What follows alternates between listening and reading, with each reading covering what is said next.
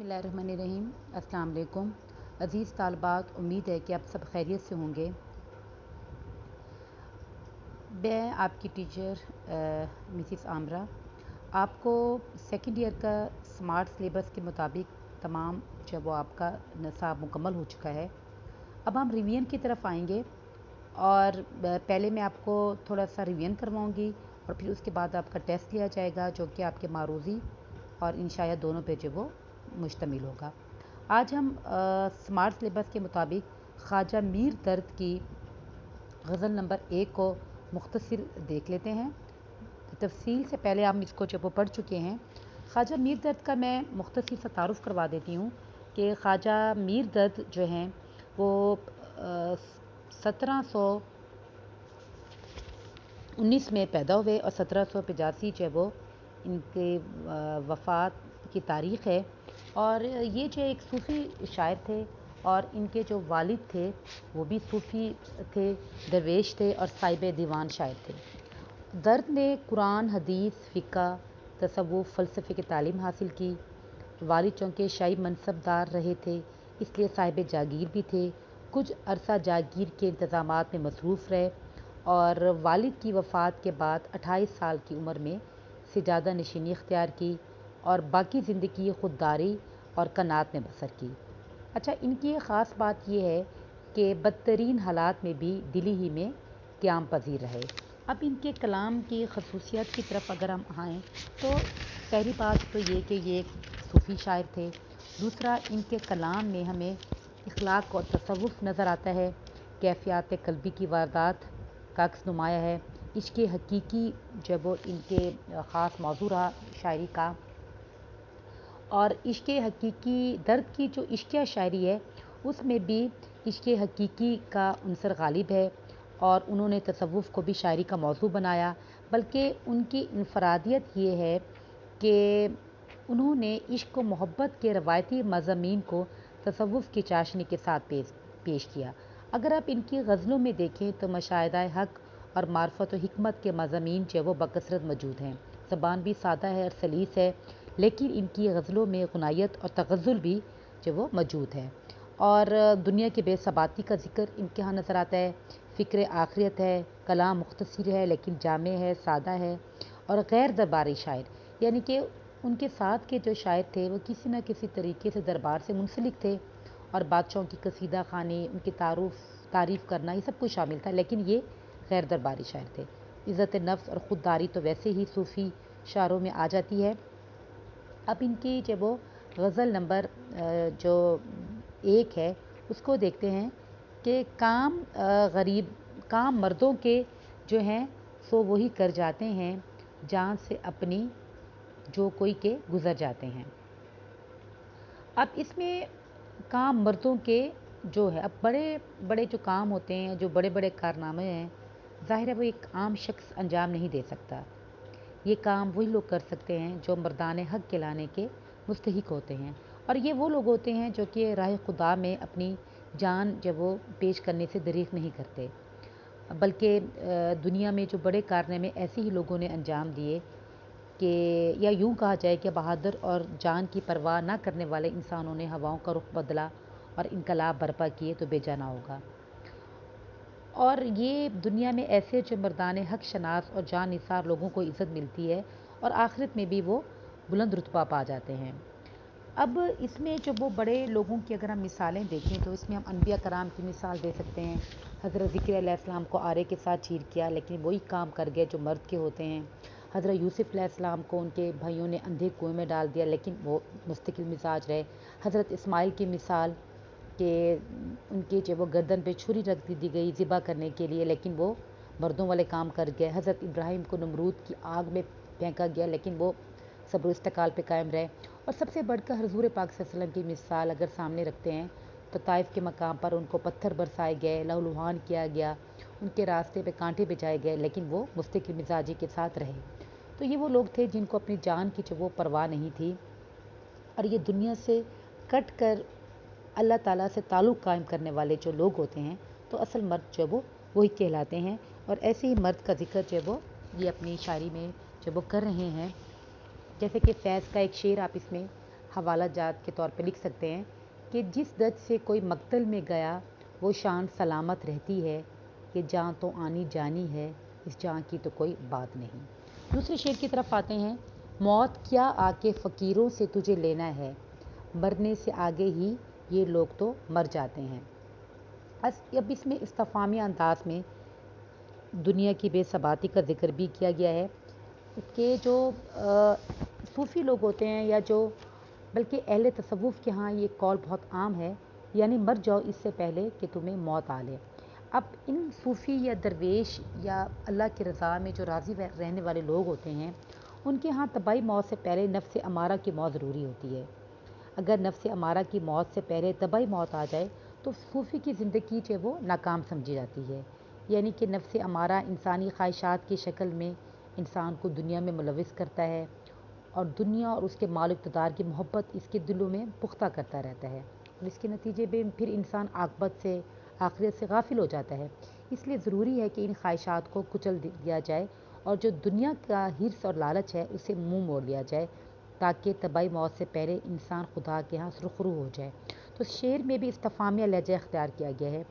اب اہل تصوف کا نقطہ نظر یہ ہے کہ انسان حقیقت کل یعنی اللہ تعالیٰ کی ذات کا حصہ ہے، اور اس جزو کا کل میں ضم ہو جانا ہی اصل مقصد حیات ہے۔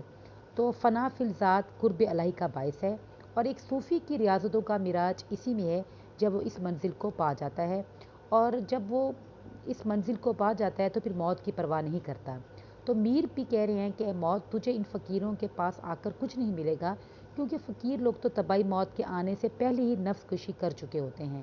اب ہمیں مار کر تجھے کیا ملے گا، مرے ہو کو مارنا کوئی کمال نہیں، اور نہ ہی جب وہ کوئی مقصد تمہیں حاصل ہوگا۔ بلکہ مرزا غالب تو اپنے شعر میں اس سے بھی آگے کی بات کرتے ہیں کہ جان دی ہوئی اسی کی تھی، حق تو یہ ہے کہ حق ادا نہ ہوا۔ ان کا کہنا ہے کہ اللہ کی راہ میں جان دے دینا کوئی کمال نہ ہوا، یہ تو ایک امانت کے لوٹانے کا عمل ہے۔ اصل سوال تو یہ ہے کہ اس جان کا استعمال کیسے کیا، کہ انسان جس فرائض کے لیے بنایا گیا تھا کیا اس فرائض کو اس نے جب وہ پورا کیا۔ اگلے شعر کی طرف آتے ہیں۔ دید و دید جو ہو جائے تو غنیمت سمجھو، جوں شرر ورنہ ہم اہل نظر جاتے ہیں۔ دید و دید یعنی کہ جو وقت دوست و احباب سے ملاقات ہو جائے غنیمت سمجھو، اس کی قدر کرو، جو ورنہ شرر کہتے ہیں چنگاری کو، ہم اہل نظر جاتے ہیں۔ اس میں بھی دنیا کی بے ثباتی کا ذکر کیا گیا ہے کہ جو وقت آپ کو ملے اس کو جو غنیمت سمجھو، ورنہ دنیا جو ایک یا زندگی جو ہے وہ ایک چنگاری کی طرح ہے، ایک شعلے کی بھڑک ہے یا مسئلے شرر ہے، یعنی کہ ایک لمحے کو ٹمٹما کر بجھ جائے گا۔ اب دیکھیں جیسے کہ میر تقی میر نے بڑے خوبصورت ایک شعر کہا تھا، ہستی اپنے حباب کی سی ہے کہ نمائش سراب کی سی ہے، یعنی کہ پانی کے بلبلے سے زیادہ جو ہے وہ زندگی نہیں ہے، زندگی بہت مختصر ہے۔ جیسے کہ ایک شعلہ جب وہ ٹمٹماتا ہے اور پھر بجھ جاتا ہے، یا چنگاری ایک تھوڑے سے وقت کے لیے جو ابھرتی ہے اور پھر بجھ جاتی ہے، تو اہل بصیرت لوگوں جب وہ زندگی کے اس پہلو سے واقف ہوتے ہیں، اس لیے وہ کہتے ہیں جو وقت آپ کو ملے اس کو جب وہ غنیمت سمجھو۔ جیسے کہ کہا جاتا ہے کہ یہ قلیل سا وقت ہے، اس لیے جب وہ جو وقت آپ کو ملے اور جس مقصد کے لیے آپ کو بنایا گیا ہے اس مقصد کو جب وہ پورا کرو، کیونکہ جیسے ایک شعر ہے کہ کوئی دم کا مہمان ہوں اے اہل محفل، چراغ سحر ہوں بجھا چاہتا ہوں۔ تو اس لیے دنیا کی بے ثباتی کا ذکر اس میں درد نے بہت خوبصورت انداز میں بیان کیا ہے۔ اگلے شعر میں ہے، بے ہنر دشمنی اہل ہنر سے آ کر، منہ پر چڑھتے تو ہیں پر جی سے اتر جاتے ہیں۔ اس میں بھی جب وہ علم رکھنے والے اور علم نہ رکھنے والے لوگوں کا ذکر ہے۔ ظاہر ہے جو علم رکھتے ہیں اور جو علم نہیں رکھتے وہ برابر نہیں ہو سکتے۔ جو علم رکھنے والے لوگ ہوتے ہیں وہ عاجز ہوتے ہیں اور وہ روشنی کے منبر پر کھڑے نظر آتے ہیں۔ جو بے علم لوگ ہوتے ہیں وہ اکڑے ہوئے ہوتے ہیں، حاسد ہوتے ہیں، منفی سوچ رکھتے ہیں، اور ان کو وہ ظاہر ہے پھر جو علم رکھنے والے لوگ ہیں ان سے جب وہ جلتے ہیں۔ میر زر کہتے ہیں کہ جاہل کتنا ہی جب وہ طاقتور کیوں نہ ہو، وہ اہل فن اور اہل علم کے مقابل میں آ بھی جائے اور وقتی طور پر وہ فتح حاصل بھی کر لے، لیکن ایسے لوگ دلوں میں گھر نہیں کرتے اور بے وقت ہو کر نظروں سے گر جاتے ہیں، اور نہ تو ان کی فن کی اہمیت ہوتی ہے اور نہ فنکار کی، لیکن جو اصل علم والے لوگ ہوتے ہیں ان کا دائمی وقار ہمیشہ قائم رہتا ہے، اور یہ ہمیشہ سے ہوتا ہوا آ رہا ہے کہ جو بے علم لوگ ہوتے ہیں وہ ہمیشہ ان والوں سے وہ جلتے رہتے ہیں۔ جیسے کہ ایک شعر ہے، اسی شاعر کی کیفیت کے درپیش ہے، وہ جو گیت تم نے سنا نہیں میری عمر بھر کا ریاض تھا، میرے درد کی تھی داستاں جسے تم ہنسی میں اڑا گئے۔ اگلے شعر کی طرف آتے ہیں، ہم کسی راہ سے واقف نہیں جو نور نظر، رہنما تو ہی تو ہوتا ہے جدھر جاتے ہیں۔ نور نظر یعنی کہ آنکھ کی روشنی۔ اب اس میں بھی شاعر نے جب دو چیزوں کا ذکر کیا ہے، ایک فلسفہ جبر و قدر اور دوسرا جب وہ صفت ہادی۔ اب صفت ہادی یعنی کہ ہدایت دینے والا اللہ تعالیٰ ہے، اللہ تعالیٰ کی مرضی کے بغیر انسان کچھ نہیں کر سکتا، تو وہ کہتے ہیں کہ ہمارے اندر اتنی بصیرت نہیں کہ ہم جب وہ اپنی مرضی سے اپنے لیے سیدھا راستہ جو چن سکیں، یہ سب کچھ اللہ تعالیٰ کے ہاں ہے۔ اور فلسفہ جبر بھی یہی ہے کہ اس دنیا میں ہم ایک قدم ایک سانس بھی اللہ تعالیٰ کی مرضی کے بغیر نہیں اٹھا سکتے۔ تو خواجہ میرداد کہہ رہے ہیں کہ آنکھ جو ہمیں مناظر دکھائی دیتی ہے ہم وہی کچھ دیکھتے ہیں، اور جو مناظر آنکھوں سے اوجھل ہوتے ہیں وہ ہم نہیں دیکھ سکتے۔ کسی راہ اور راستے سے ہماری واقفیت محض آنکھ کے نور کے طفیل ہوتی ہے، اور بے نور انسان راستہ کیا راستے کے نشان کو بھی دیکھنے سے قاصر ہے۔ اسی طرح انسان چاہے وہ اللہ تعالیٰ کی مرضی کے بغیر ایک قدم بھی نہیں اٹھا سکتا۔ ہم جو عمل کرتے ہیں چاہے وہ چھوٹا ہو یا بڑا، صرف اور صرف اللہ تعالیٰ کی رہنمائی میں ہی طے پا سکتا ہے۔ اللہ تعالیٰ کسی سے بڑا کام لینا چاہتا ہے تو لے لیتا ہے، اور کسی کی زندگی میں قابل ذکر واقع نہیں ہوتا تو یہ بھی اللہ کی مرضی اور منشا سے ہوتا ہے۔ درد اپنے ایک اور شعر میں نہایت دھیمے لہجے میں اس جبر کے خلاف شکایت کرتا نظر آتا ہے، تھا عالم جبر کیا بتاویں کس طور سے زیست کر گئے ہم۔ اگلے شعر کی طرف آتے ہیں، معلوم نہیں ساتھ سے اپنے شب و روز، لوگ جاتے ہیں چلے سو یہ کدھر جاتے ہیں۔ کلمہ تعسف ہے۔ اب اس میں کہا گیا ہے کہ ہمارے ارد گرد کے جو لوگ ہیں جو دن رات ہمارے ساتھ آتے ہیں پتہ نہیں وہ کدھر چلے جاتے ہیں، یعنی کہ مقام آخرت کا تو کسی کو نہیں پتہ۔ اس دنیا میں جو کچھ بھی ہو رہا ہے اللہ کی رضا سے ہو رہا ہے، اور لوگ آتے ہیں زندگی میں کچھ وقت گزارتے ہیں اور پھر چلے جاتے ہیں۔ یہاں بھی وہ کلمہ تعسف جب وہ حسرت سے کلمہ حسرت کو بیان کیا گیا ہے کہ لوگ جب منظر قبر کے بارے میں کچھ نہیں جانتے، جنت کے بارے میں، جہنم کے بارے میں ان کو جب وہ کچھ نہیں پتہ، دنیا کی بے ثباتی اور عارضی پن کا بھی جو ذکر ہے، وہ کہتے ہیں کہ انسان کا دنیا میں آنے اور پھر چلے جانے کا یہ سلسلہ ازل سے جاری ہے اور ابد تک جاری رہے گا۔ اور وہ کہتے ہیں کہ معلوم نہیں کہ ایک عمومی سا سوال اٹھا رہے ہیں کہ انسان 4 دن کی زندگی کے بعد کہاں چلا جاتا ہے، انسان کی منزل کیا ہے۔ تجسس اور تحقیق کا یہ رجحان درد کے ہاں عام ہے۔ اگر چشم تصور سے دیکھیں تو کروڑوں انسان ازل سے چلے آ رہے ہیں، پھر اندھیروں سے نکل کر آتے ہیں، کچھ دیر یہ قافلے روشنی میں رہتے ہیں، پھر ابد کے اندھیروں میں گم ہو جاتے ہیں۔ شاید سراپا سوال ہے کہ یہ جو ہر روز سینکڑوں لوگ ہمارے پاس سے اٹھ کر چلے جاتے ہیں، فرشتہ اجل انہیں کہاں لے جاتا ہے۔ درد کا اسی طرح کا ایک اور شعر ہے، درد کچھ معلوم ہے یہ لوگ سب کس طرف سے آئے تھے کدھر چلے۔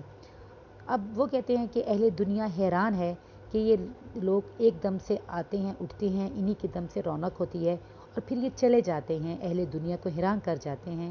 بقول شاعر، ہائے یہ لوگ یہ پری چہرہ لوگ، ہائے یہ لوگ بھی مر جائیں گے۔ تو دنیا کی حقیقت جو ہے وہ یہی ہے۔ آخری شعر جو ہے وہ یہ مقطع ہے، یہ پیپر میں نہیں آتا، لیکن یہ جو آخری شعر ہوتا ہے یہ ہمیشہ ساری غزل کی جان ہوتی ہے۔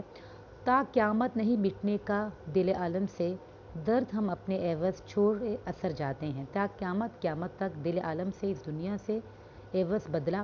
اب اس شعر میں شاعر نے اپنی شاعری کی افادت اجاگر کی ہے، اپنے کلام کی ایک اہم خوبی بیان کی ہے۔ شاعر بزبان خود اپنی شاعرانہ خوبیاں بیان کرتے ہوئے کرے تو اسے شاعرانہ زبان میں جب وہ تعلیٰ کہتے ہیں۔ تعلیٰ یعنی کہ اپنی جب وہ شاعری کی خصوصیات کو بیان کرنا۔ یہ انداز غالب، میر، ذوق، داغ اور دوسرے بہت سے شعراء نے بھی اپنایا ہے۔ اب شاعر کہہ رہا ہے یا درد کہہ رہا ہے کہ دنیا سے رخصت ہوتے ہوئے بے شک میرا جسد خاکی تو ختم ہو رہا ہے، میں کسی کو نظر نہیں آؤں گا، لیکن میں دنیا کو ایک تحفہ دیا جا رہا ہوں جسے دنیا کبھی بھلا نہیں پائے گی، اور وہ تحفہ میرا درد بھرا پرتاثیر کلام ہے، اور یہ کلام جو ہے وہ قیامت تک زندہ رہے گا، مجھے بھی زندہ رکھے گا۔ اب دنیا میں انسانی زندگی بہت مختصر ہے، کوئی کھلاڑی ہو، کوئی فنکار ہو، ذہانت و فطانت کا پتلا، اس کی طبعی زندگی چند دہائیوں تک ہے، اسے شہرت دیتی ہے اور بس۔ لیکن جو لوگ دنیا اور دین کے فائدے کا کوئی بڑا کام کر جاتے ہیں انہیں صدیوں تک یاد رکھا جاتا ہے اور ان کی عزت اور وقار میں وقت کے ساتھ جو وہ اضافہ ہوتا جا رہا ہے۔ اب دیکھا جائے تو میر، درد، غالب، اقبال، حالی، یہ تمام لوگ جو وہ چلے گئے ہیں لیکن ان کے فن و فکر کی عظمت کو آج بھی ہر کوئی سلام کرتا ہے۔ آپ کا جو وہ ہوم ورک یہ ہے کہ آپ نے اس غزل کی تشریح کو اچھی طرح دیکھنا ہے اور اس کی جو وہ پہلے جو 4 اشعار ہیں ان کی آپ نے جو وہ تشریح کرنی ہے اور پھر جب وہ اگلے لیکچر میں آپ سے اس کی تشریح کے بارے میں پوچھوں گی اور معروضی سوالوں کے بارے میں بھی ڈسکشن جو ہے وہ ہم کریں گے۔ کوئی سوال اس سے متعلقہ ہو تو آپ واٹس ایپ پر جو وہ مجھ سے پوچھ سکتے ہیں اور میں ان تمام سوالوں کا آپ کو جواب دوں گی۔ اگلے لیکچر میں ہم اسمارٹ سلیبس کی دوسری غزل جو کہ نصاب میں شامل ہے اس کو دیکھیں گے۔ شکریہ، اللہ حافظ۔